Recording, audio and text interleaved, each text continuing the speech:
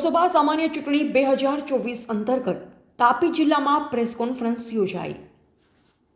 ભારતના ચૂંટણી પંચ દ્વારા લોકસભા 2024ની સામાન્ય ચૂંટણી 2024ની જાહેરાત તારીખ 16/3/2024ના રોજ કરવામાં આવી છે.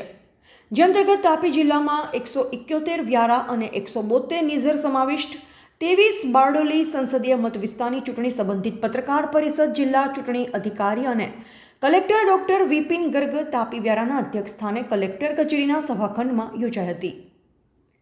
આગામી યોજાનાર સમગ્ર ચૂંટણી મુક્ત, ન્યાયી અને પારદર્શક રીતે યોજાય તે માટે જિલ્લા ચૂંટણી તંત્ર કટિબદ્ધ છે. કલેક્ટરશ્રીએ અનુરોધ કર્યો હતો કે લોકશાહીના પર્વ નિમિત્તે પોતાની નૈતિક ફરજ સમજીને દરેક નાગરિકે મતાધિકારનો ઉપયોગ કરવો જોઈએ.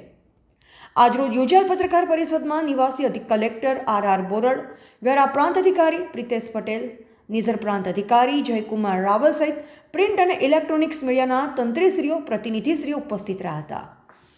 બ્યુરો રિપોર્ટ, ગ્રામીણ ટુડે ન્યૂઝ, તાપી. ભારતના ચૂંટણી પંચ દ્વારા આજે લોકસભાની સામાન્ય ચૂંટણી 2024ની જાહેરાત કરવામાં આવી છે. એની સાથે જ સમગ્ર ભારત વર્ષમાં એની સાથે તાપી જિલ્લા અને બારડોલી લોકસભા સેગમેન્ટમાં પણ આચારસંહિતા અમલમાં આવી ગઈ છે અને આચારસંહિતાની અમલવારી માટે અમારી જે ટીમો છે એ લાગી ગઈ છે અને 24 કલાકમાં આચારસંહિતા રિલેટેડ બધી કામગીરી પૂર્ણ કરવામાં આવશે. બારડોલી પાર્લામેન્ટરી કોન્સ્ટિટ્યુએન્સીમાં જે ચૂંટણી છે એ 7મી મઈના રોજ થવાની છે અને ચૂંટણી પંચના જે જાહેરનામું છે એ 12મી એપ્રિલના રોજ બહાર પાડવામાં આવશે. ઉમેદવારી પત્ર રજૂ કરવાની છેલ્લી તારીખ 19 એપ્રિલ રહેશે. ફોર્મ ચકાસવાની તારીખ 20મી એપ્રિલ અને ફોર્મ પરત ખેંચવાની તારીખ 22મી એપ્રિલ રહેશે. મતગણતરીની તારીખ 4મી જૂન છે.